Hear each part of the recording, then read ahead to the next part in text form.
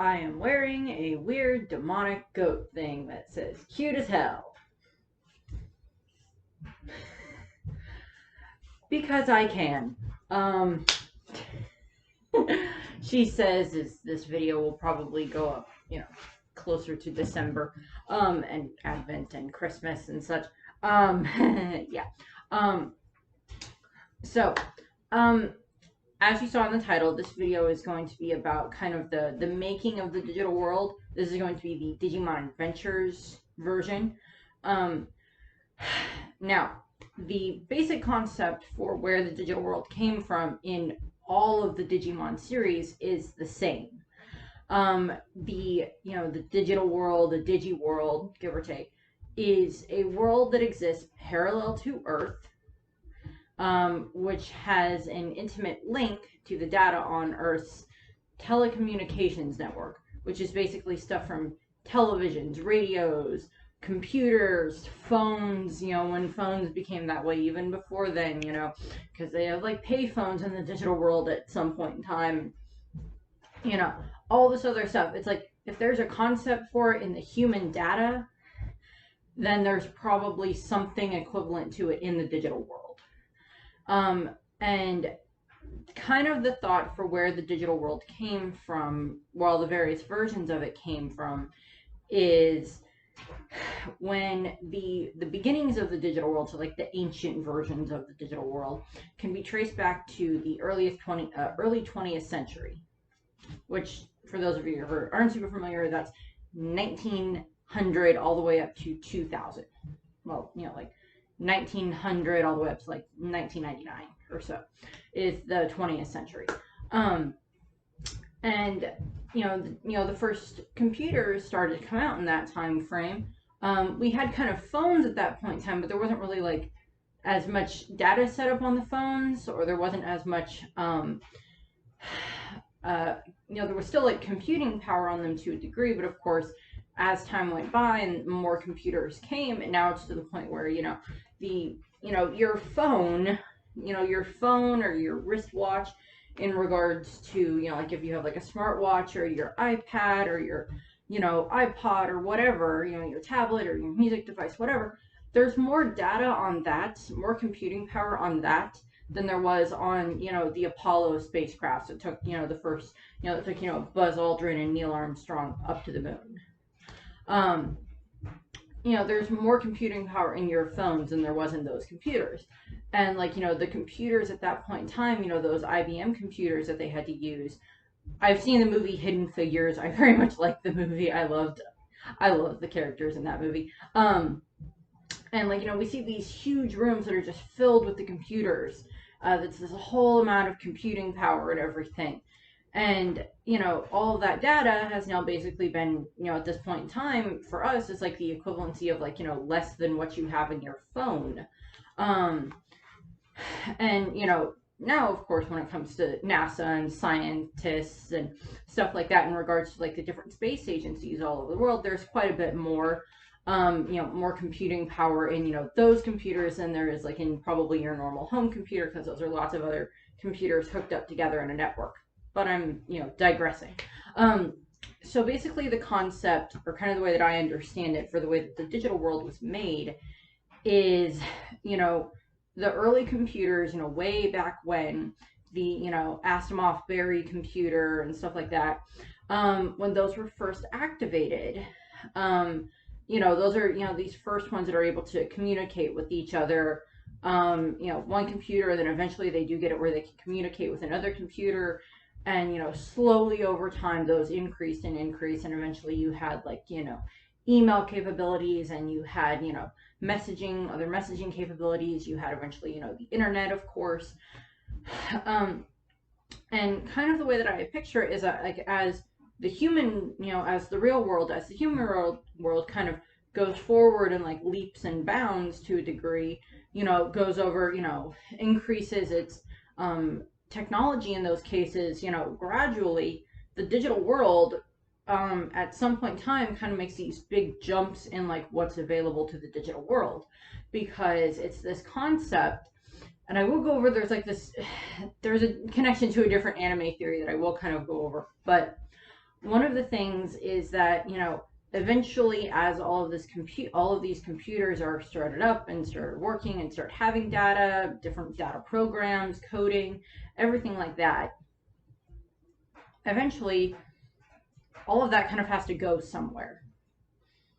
And the thought is that the digital world was this place where all of this data ended up went, and it like amassed, and it eventually just kind of, to a degree, took on a life of its own. And then that kind of split off into kind of like the digital world version of like the multiverse. So Digimon version of What If. In all honesty, I would watch that. Let's watch Digimon What If. Okay, you have my attention.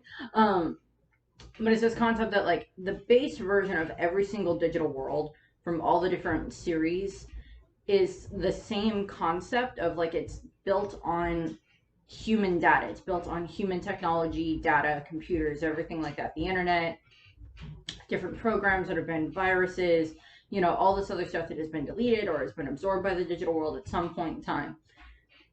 And eventually came to life or started to form, its own kind of planet. And then eventually started to form life on that planet in the forms of the Digimon. Now, different versions of the digital world appear in different series. Like the digital world that you see in Digimon Tamers, which at whatever point in time I do another Digimon series, I'll be moving on to Digimon Tamers that I'll be discussing for that at some point in time. That's probably not going to be at the very least until like early 2022 or so. But, that version of the digital world in regards to its structure is a bit different than, the digital world that's in Digimon Adventures. And then the digital world that's in Digimon Frontier is different to both of those. And like Digimon that's digital world that's in like Digimon Savers or Data Squad, depending on how you want to put it, that's different than the other ones as well. There's a few cases where they have similar elements. Like I do believe the concept of like a primary village or like the village of beginnings, as it's called in Digimon Frontier, is much more, that concept where it's like this is where the baby Digimon hatch from, and then they grow from there. All the different eggs are kind of like brought back to life here, and then they rehatch, and then they're babies again, and then they grow up, and then they go off to do whatever they want. Be a good Digimon, be a neutral Digimon, be an evil Digimon, various whatever points of the D&D character chart you want to go with. Lawful, neutral, evil, good, bad, whatever. Chaotic, lawful, good, whatever. All those various different things.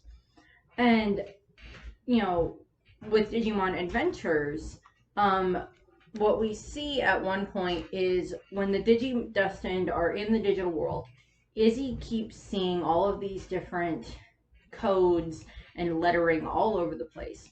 In one of the episodes where Tentomon digivolves for the first time into Kabuterimon, they end up in this kind of factory where they have to deal with Andromon, who's unfortunately being possessed by a black gear. Izzy finds this like giant, looks like a battery, and he goes into the battery and he finds all of this writing all over the walls. And, he's working on trying to decode it at various points in time. And then later on, when him and all the rest of Digi-Destined are like separated by Devimon, him and Mimi end up inside of this like ancient looking temple that again has all of this kind of similar lettering to the, kind of the code that he found on the walls in this battery in this factory. And they also find like this carving of like a Digivice in that place that's, guarded by Centaurimon, and kind of tells them, there was this legend of the Digi-Destined coming and freeing us, and it's this ancient legend. And, for the amount of time that's stated by Jedi, or that's kind of figured out by like Tai and Izzy, that when, a day that moves forward in the real world is equivalent to, like so much longer in the digital world, because when Tai gets back to the real world after him and Agumon, him and Metal Greymon have defeated Etamon, he sees that it's the same day that they left. It hasn't even been that long since he left. And he's so befuddled by this. And then when he gets back to the digital world, he tells Izzy and the others, it didn't even seem, it hadn't even been a full day since I left, and they'd been in the digital world for I'd say at least maybe a week, 2 weeks, maybe at that point in time, give or take. And then of course more time passed during the time frame that Ty was not in the digital world, because that's when Izzy and Matt and Joe and Sora and Mimi and TK were all kind of like split up at that point in time, and they all ended up in these own little different areas. And it's explained later, or kind of determined later, that like for one day that passes in the digital world, 1 minute passes in the real world. So, if you're in the digital world for, 60 days, then, an hour has passed or so in the real world. Later on, in the end of the season, it is stated by Jedi that, the real world and the digital world have now been, like, synced up. Because of what happened with Apocalypse and Myotismon and the Dark Masters and everything, just glom all of them together. They're the cause of all this. And the two clocks have now been synced.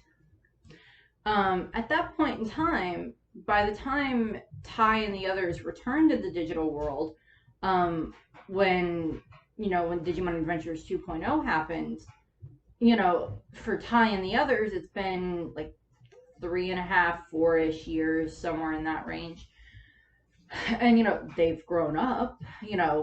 Kari and TK are now kind of getting near the end of elementary school. Ty and most of the other ones are in middle school at that point in time. Joe's the oldest out of all of them, and I do believe he's either just like at the beginning of high school or like just getting out of middle school, one of the two.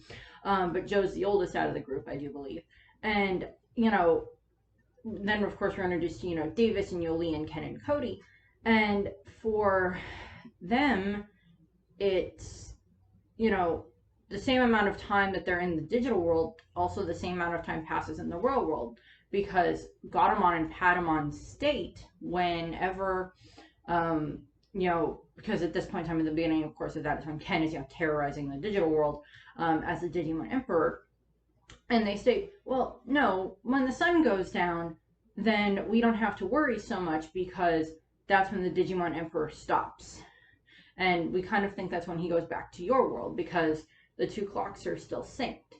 So that means that when it's, hits nighttime in the digital world, it's nighttime in the real world. So then Ken, has to, quote unquote, leave his room and go interact with his parents or whatever. As much as his, genius brain doesn't necessarily care for that at the time because of the dark spore, but that's a different story. And the other time this is very much an apparent thing is when the Digidestined have to, when the younger ones, when Davis and his group have to stay in the digital world for possibly a couple of days to try to deal with Ken, to try to stop Ken. And, when they finally, take him out and, Magnamon and destroy Chimeramon, and, Wormmon dies and the base gets knocked out of the sky, and Ken, kind of snaps out of what was going on with him. Ken, during that time frame, Ken had been now missing for like several weeks at that point in time. And, his parents were just like, please Ken, come back home. Please come back. We love you. We miss you. Please come back. And, the others are like, they feel bad for Ken's parents because they don't quite understand what's going on. They just think that their son's missing. They don't know that he's actually in the digital world. But I kind of went over that with like Ken's video. So I'm getting off track a little bit. But Ken is like kind of permanently in the digital world at that point in time, and the Digidestined then have to go into the digital world and stay there until they, take care of Ken. So in the real world, this is when, TK and Matt's father and Matt and Ty and Izzy go on like a camping trip to act as a diversion of the other Digidestined who are like currently in the digital world, and they're just stating, oh, they're on the camping trip with us. Because they're going to need, at least a couple of days, we don't know how long, to take care of Ken. And it seems from then on, the digital world and the real world have still been synced, as far as I can tell. But the other impetus that we get for kind of like where some of this came from, for like where the digital world started, is kind of in the realm of going Japanese mythology here a bit, yokai. So when Yoli goes to Kyoto and she interacts with Sora's father and Joe's brother Jim, I can never remember Sora's father. I think it's like Hinako or something like that. I just refer to him as Sora's father. Yoli interacts with them, and they find out that they've been working on studying the digital world. Sora's father has been working on studying the digital world, and of course, Izzy, throughout the whole time that they were in the digital world, has been studying the digital world as well, because when they end up in the upside down pyramid that belongs to Datamon, Izzy has finally figured out how to like kind of explain where they are, and he explains that and he does these great hologram things that I think he just like taps into. Plus, I love that there's like electrical sockets all over the digital world that like Izzy can plug into, which I find funny. But Izzy and his laptop, and what ends up happening is he explains to them that we are on another world that is parallel to Earth, and that's why when you overlay them, they look very similar. And the Earth's digital connections, computer networks, internet networks, everything like that, that is also very similar to like the network that is in the digital world. And it's just again with like the file, the names that are in the digital world, there's file island and the continent of server, server, and there's other references that are to different types of computer type things. There's other things. I don't know if there's anything that's literally called like a document island or something like that. I don't remember. But there's like, the data sea is like where like Waymon lives, and where like all the, the dark, it's like the dark net ocean or something like that, and different things like that. And so there's references to that. And Izzy explains that, oh, well, since we're here, we're technically data. Ty takes this in the wrong direction. He takes this to mean that, oh, that means that I can't get hurt, which is wrong, because you've been hurt multiple times throughout this series already up to this point in time. You clearly can still feel pain from this, but, from being in the digital world, but Ty is just kind of, taking his, courage to the nth degree at that point in time. He's kind of testing that, and that does result in him, of course, eventually being able to digivolve, Greymon into Metal Greymon. But in that episode, or in the Pyramid episodes, we also see this, like, literally like a virus protection wall, or like a firewall type thing that they have to pass through. And Izzy explains that, this acts like the way a firewall works on your computer. You have to find the right way to get in, or you'll get like hurt and electrocuted or whatever. And Ty is just being cocky at that point in time, but they do have to get through the firewall. And then later on, when Jedi and Centaurimon are finding out about the whole legend of Apocalypse, because Jedi apparently didn't know about it beforehand, they're at the Wall of Fire, which is again a reference to a firewall. But back to the yokai thing. Scattershot brain. But what I see with the yokai is that when, well, Sora's father explains this to Yoli, that he's been interested in the digital world ever since his daughter told him about it after, she got back from it the first time, and like her and her mom had started to have a much better relationship and everything like that. But he tells Yoli that, well, what we think is that, the digital world is a combination of digital data and then kind of like a spiritual energy, or like yokai type energy. Now, there are a lot of Digimon that are based on yokai. Kind of the most famous one I can say is like Cubimon. She is obviously based off of a Kitsune fox. They had a whole thing with Pokemon with that, for Cubimon and Ninetales. Whole thing there. But there's other various Digimon that are based off of, yokai type characters. There's lots of ghosts. There's lots of other things along those lines that are all kind of, not every single Digimon obviously is reminiscent of a yokai, but there are multiple ones that are. And, Sora's father explains that they think that it's a combination of, all this digital data and then this kind of concept of like the yokai.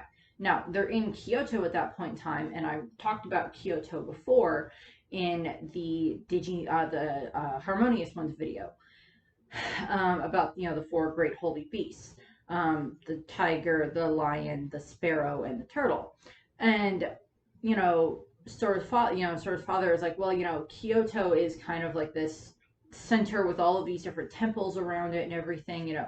It was the turtle in the north, the sparrow in the south, the dragon. I had them on the bed. The turtle north, sparrow south, tiger in the west, and dragon in the east. I think I got that right. If I got that wrong, I apologize.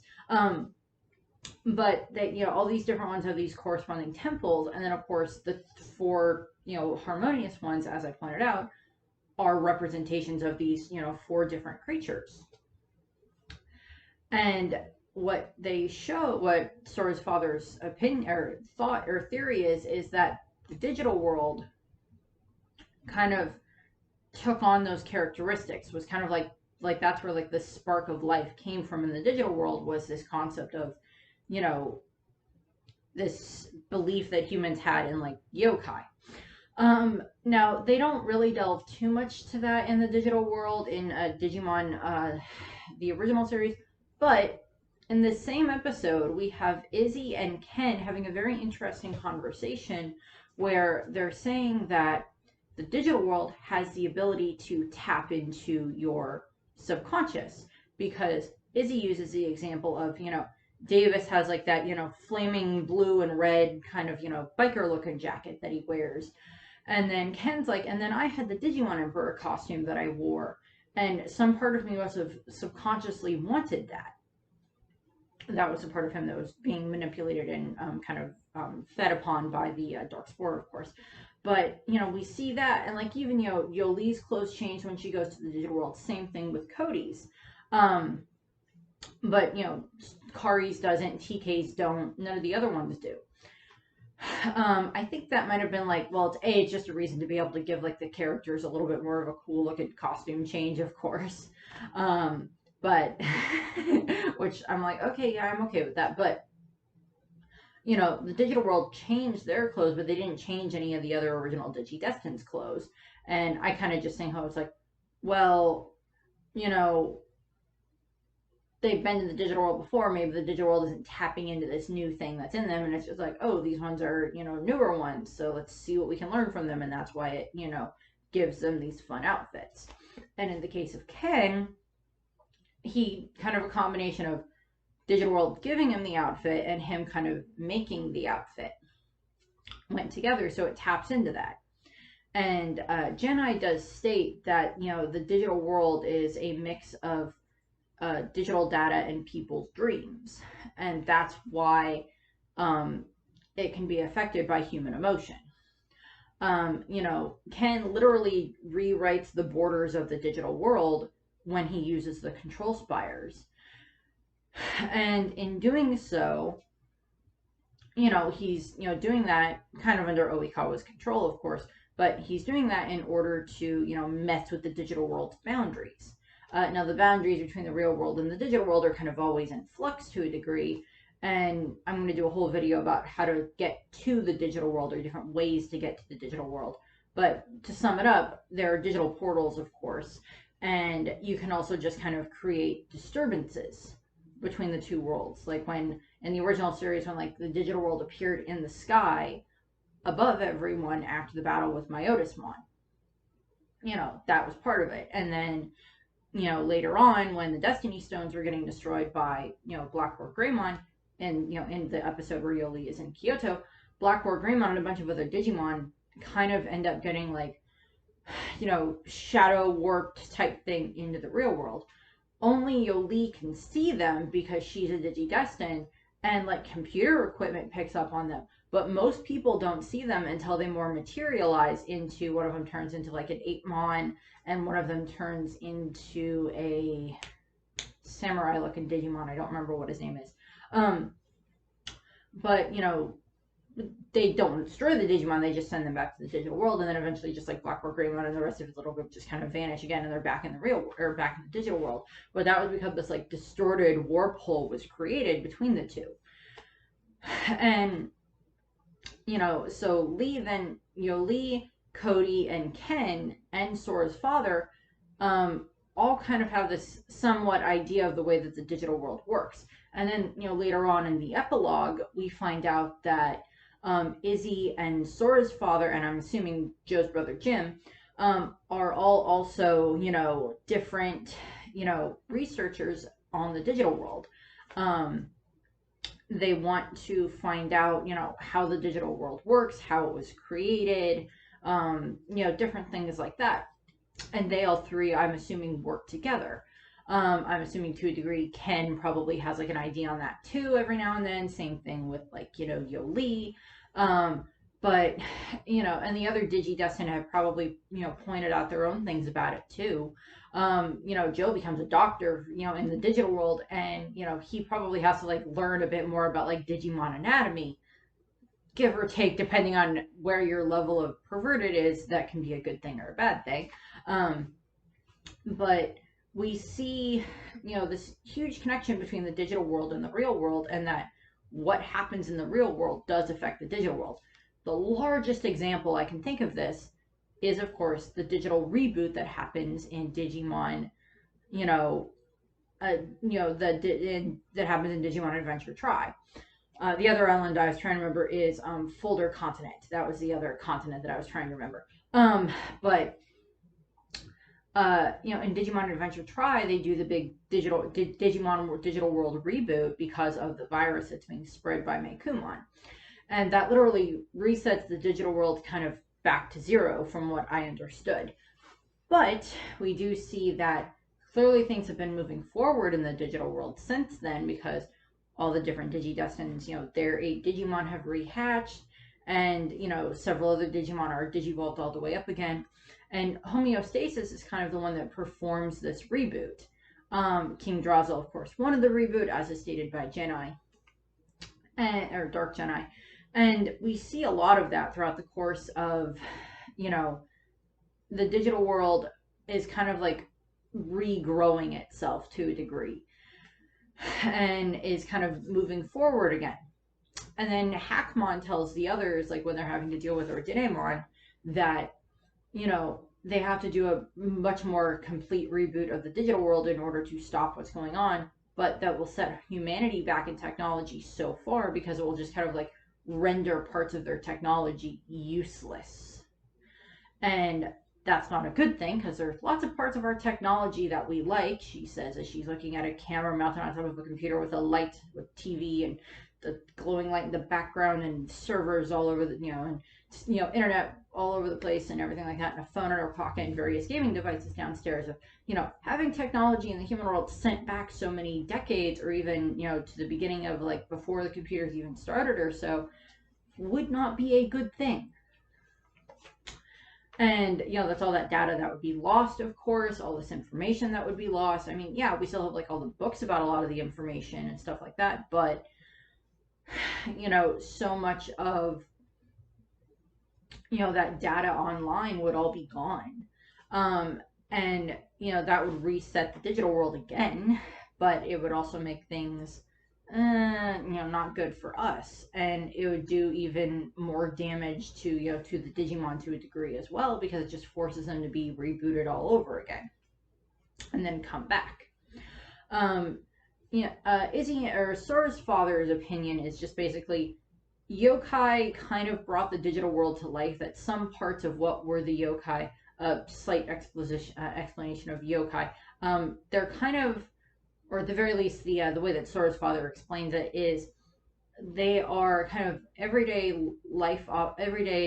objects in life that are brought to life by spirits. We see like an umbrella and a teapot and like a dresser and a bunch of other stuff that are all kind of brought to life and have like spirits inside of them.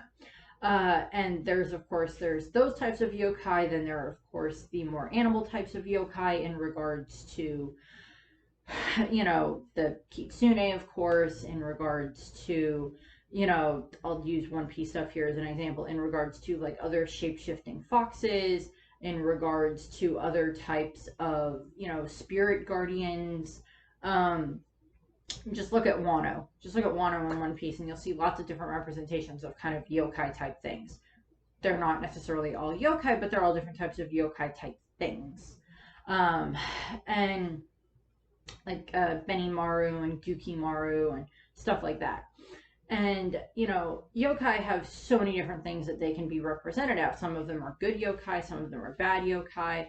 For like foxes, like if a fox lives to be like 100, I think it was, it's like that's kind of when it becomes like a kitsune. And then in regards to like the objects in the home, like objects that are very old, like over 100 years old, that are like antiques that have been passed down in this family, or just antiques that are very old themselves, can sometimes house like a spirit inside of them. And I guess Hogwarts would also be an interesting way of showing that, because the castle itself, to a degree, is alive. It moves things around, it moves the staircases, it itself has a kind of a heart of Hogwarts itself to a degree. Some people think that it's like the room of requirement is like the heart of Hogwarts, or like the headmaster's office, or the Great Hall, or something along those lines. I would lean more toward either for like the heart of Hogwarts. I would lean either toward the Great Hall or the Room of Requirement. Great Hall, because that's of course where all of the students, eat, and the staff eat, and where people, do more bonding and everything like that. And that's the one place, besides the Quidditch pitch to a degree, where all the houses are all together in the same place at the same time. Um, you know, but in regards to the digital world, Izzy just kind of thinks that, the more data that gets put into the digital world, the more data there is for the Digimon to feed off of, to a degree, for new Digimon to be created. And yes, there are like ancient types of Digimon, or there are, other, newer types of Digimon. And then there's, just Digimon that have just, been around for so long, in regards to like these ancient Digimon, like like the harmonious ones are obviously much older Digimon than, Agumon and his group, because, they've been around so much longer. And the digital world, or at the very least, beings in the digital world, have the ability to watch the human world. We see this when homeostasis and the agents that Jedi is a part of watch over, as Red Greymon and Parrotmon fight against each other in the real world in Heightened View Terrace. And they watch these 8 specific kids that are Tai, and end up being the first sets of Digi-Destined for Tai and such. They watch them and they pick them, and then they create the specific Digimon for them, or find the specific Digimon that work best for them, and the crests and the tags and the Digivices and yada yada yada. And then that's a long time between like when that happens for the Digi-Destined to when it happens when they go to the digital world for the first time. That's like 3 to 3.5 to 4 years or so, give or take, before they get there. And so it's been a while since, the Digi-Destined, since the Digi-Destined were picked. Now, I don't know exactly, as I said in like, I think the homeostasis video, I don't know how long it took them to get this data processed to determine which kids they wanted to use. I don't know how long it took them to pick out these specific Digi-Eggs, or these specific crests for the kids, or the Digivices and the tags and everything like that. I don't know if there was this, however much set amount of time that was. But of course, as I mentioned, we also have Jedi in here, and of course we meet him first as old Jedi, and then we see him as young Jedi, and then we actually meet him as young Jedi. And then there's, of course, the Dark Jedi. And I talked about, their variations in the Jedi videos. But he is a humanoid type data being that's in the digital world that is not a Digimon. And that the same thing goes for like homeostasis and the rest of the agents, Jedi's kind of counterparts or clones, copies. And then the different, like King Drazel is not a Digimon. Homeostasis is a program King Drazel is a program that has taken on physical form. Homeostasis is a program that has taken on a kind of a mental form, and it is able to communicate with the Digidestined via Kari. And through Maki way back when, through Maki Makawa way back when the four harmonious ones were created. And we just see all of this information of the Digimon start out as Digi-Eggs in Primary Village, where they're cared for by Electmon. Then they hatch. Then they eventually go off into their own areas. Now, I don't know if Primary Village is the only place that the Digimon can hatch from. It's obviously not the only place that the Digi-Egg can go, because, when Patamon dies, TK gets to hold on to Patamon's egg. Or when Angemon is destroyed by Devimon, the Patamon's data forms into the Digi-Egg, and then, TK holds on to that until it hatches, of course. And eventually, of course, down the line, we see the Digi-Eggs end up back at Primary Village, and, they hatch again and everything, and it's, life starts anew. And, I went over that in the Primary Village and Electmon video, of course. And, everything starts anew and keeps going. And, new Digimon are probably created that way. I mean, there's, only so many, base types of Digimon, base types of baby Digimon. And then eventually, those Digimon can, of course, digivolve into so many different things. As I mentioned, there's lots of branched evolutions in Digimon that, oh, this one baby Digimon can turn into, 3 of these. And then those 3 can each turn into, maybe 3 or 4 more, and then, so on and so forth. And sometimes different branches, interconnect, where, I don't remember if, Patamon and Salamon can both digivolve from the same Digimon, but I know that both of those Digimon, that Patamon and Salamon, both have the ability to turn into, Angemon, or turn into, well, Salamon mainly turns into Godamon, but there is still that difference there. And, then Devimon can turn into, Magna Angemon if, this Devimon is, purified to a degree, or, all this other stuff. So it's there's that digital stuff in the code there as well. And, Patamon can go from, Tokamon to Patamon to Angemon to Devimon, or to, Neo Devimon, or whatever.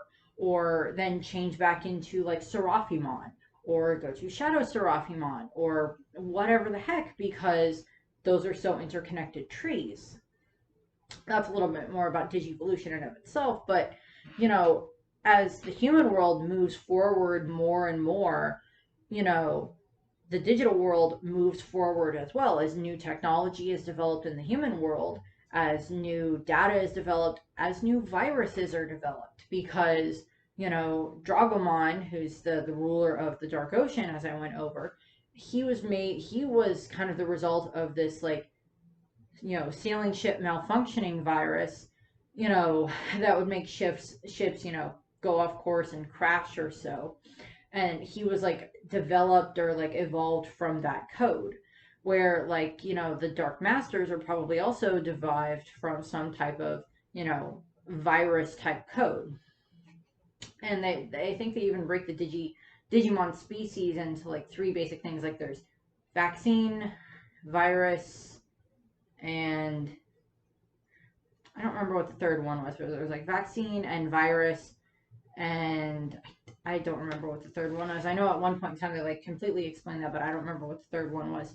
And virus, of course, doesn't always mean bad types of Digimon. It just means that, that was possibly what they evolved from, because Ogremon kind of starts out bad and then he ends up being good. But that doesn't mean that he was always, always bad. Him and Leomon just have this rivalry, as I went over in their video. And, obviously, humans can die in the digital world. Obviously they can, because that's where, Himakawa, or that's where Nishijima dies, where Daigo dies. He dies in the digital world. And I'm assuming that Maki is dead too. She's technically dead, like in the Dark Ocean, but kind of the same difference. And you can get hurt in the digital world even if you are a human, because you're not necessarily data. Because the Digimon can get hurt too, because we see that a lot. We see the Digimon get hurt. We see the kids get hurt to a degree, not as much, because the Digimon protect them, but they do get hurt. And you know as I stated, each digital world, they may have come from the same place, but they've all branched out into like all these different, setups for like how they interact with the world. Some cases the digital world is a bit more hostile. In other cases, it's, a bit more, tepid or tranquil, or a little bit more easygoing, depending on stuff. And it also just depends on like what other types of data has been deleted in there. There is a theory that I actually kind of like this theory to a degree, because it kind of like ties Pokemon and Digimon together. And I, of course, love both of those things. There's this theory that, like, when you're playing your games, on Pokemon Go or on your DS or your Switch or your Nintendo, insert whatever, that you have, that whenever you release a Pokemon, you caught a Pokemon and then you're going to release it because you just needed it for the dex entry and you don't care about the Pokemon itself, or you hatched a bunch of Pokemon and you're getting rid of them, or you're, cleaning out your boxes or whatever, and you release a Digimon or you release a Pokemon. There's a theory that that data that was that released Pokemon, because it kind of just basically gets deleted from the game, that data then basically kind of goes into the digital world. And like I guess there's that theory that like maybe like the thing that turned into like Cubimon eventually was like maybe a deleted Ninetales or a deleted Vulpix or something like that was like released into the game. And now that eventually evolves up into like a Cubimon type of thing, or even further into that evolution. I kind of like that idea because, there's some Pokemon and some Digimon that are a little bit similar. The main one is, of course, Cubimon and Ninetales being the main one. But there's a few other ones here and there that are just like, well, that's a dragon and that's a dragon, or that's a dog, that's a dog, that's a cat, that's a cat. That's a bug, that's a bug. I mean, like, Digimon are also based on nature to a degree as well. Although there are quite a few things in Digimon that are not based on nature, because there's lots of robotic type Digimon, like Machine Dramon and a lot of his crew. But there's also kind of robotic type Digimon or Pokemon as well. Not as many, like Clink and Clank and Clink Clank, and a little bit of there, and like Genesect to a degree. But there's much more Digimon that are that way as well, and there's much more Digimon. And it's also appears that Digimon seem to have, like, no offense to the Pokemon because I love both of them, the Digimon just seem to have like the quote unquote higher intelligence to a degree, simply just because they can talk more than their name, unless, unlike with Pokemon that are like a psychic type, they can communicate with you because they're psychic. But, Digimon can just, straight up talk to you for the most part. Barring a few that are just more like the very, very newborn baby ones that can't really talk that much, but most of the other Digimon talk for the most part. But yeah, I've also always been the subscriber to the theory that like the digital world was built up by a combination of digital data and people's dreams. And the best example of this that I can think of is in the last episode of Digimon for the second season, the A Million Points of Light episode, when Oikawa is dying in kind of the little dream realm world type thing that they, fought Malamyotismon in.